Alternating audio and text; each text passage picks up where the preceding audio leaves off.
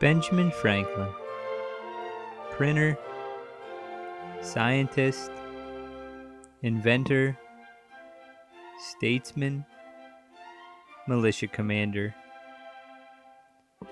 The man himself played a crucial role in the global conflict that would arrive in America, known as the French and Indian War.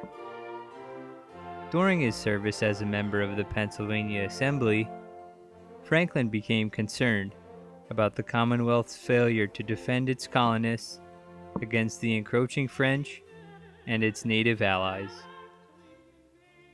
In 1754, he was selected to represent Pennsylvania at the Albany Congress and took the time to advance his plan known as the Albany Plan of Union to unite the colonies under central authority.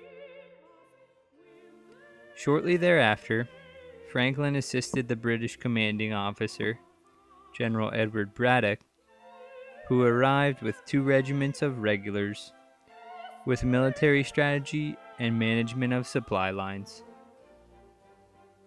Franklin attempted to persuade the British to utilize local-made Conestoga wagons and initiate contracts with the colonialists for supplies rather than simply commandeering their property.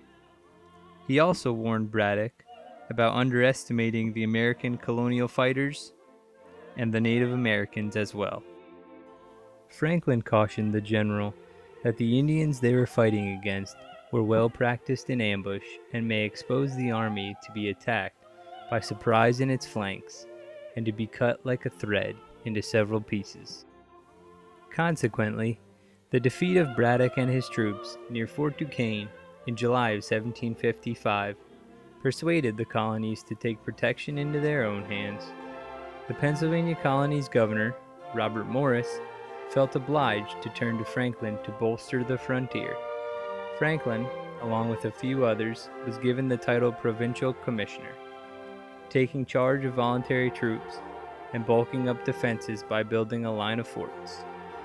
By 1756, marauding Indians had struck within 80 miles of Philadelphia, and 400 settlers had been killed or taken prisoner.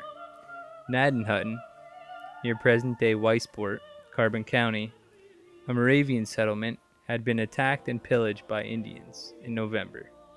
It fell upon Franklin to repair the damage by building what he would call Fort Allen, and later personally overseeing the construction of 3 other nearby fortifications, Fort Norris, Fort Hamilton, and finally Fort Franklin. The 70-mile stretch between Bethlehem and Reading was an unprotected and treacherous one. Franklin proved an able commander, having the men build simple structures with 18-foot-high walls after timbering out nearby pine trees. He had carpenters erect several platforms for shooting at attacking enemies.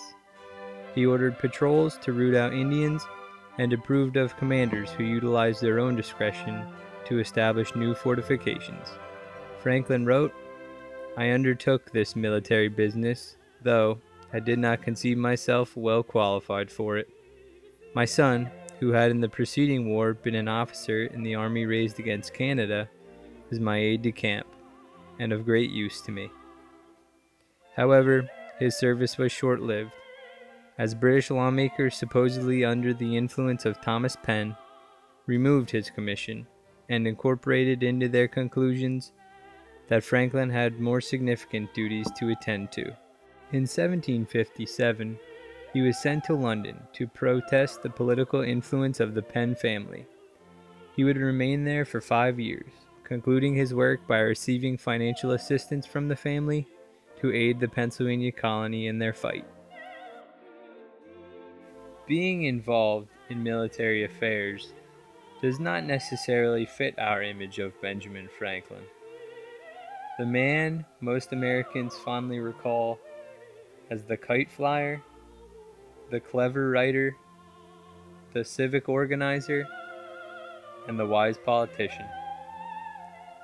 His role as military commander during the French and Indian War may not seem appropriate, but should nevertheless be remembered.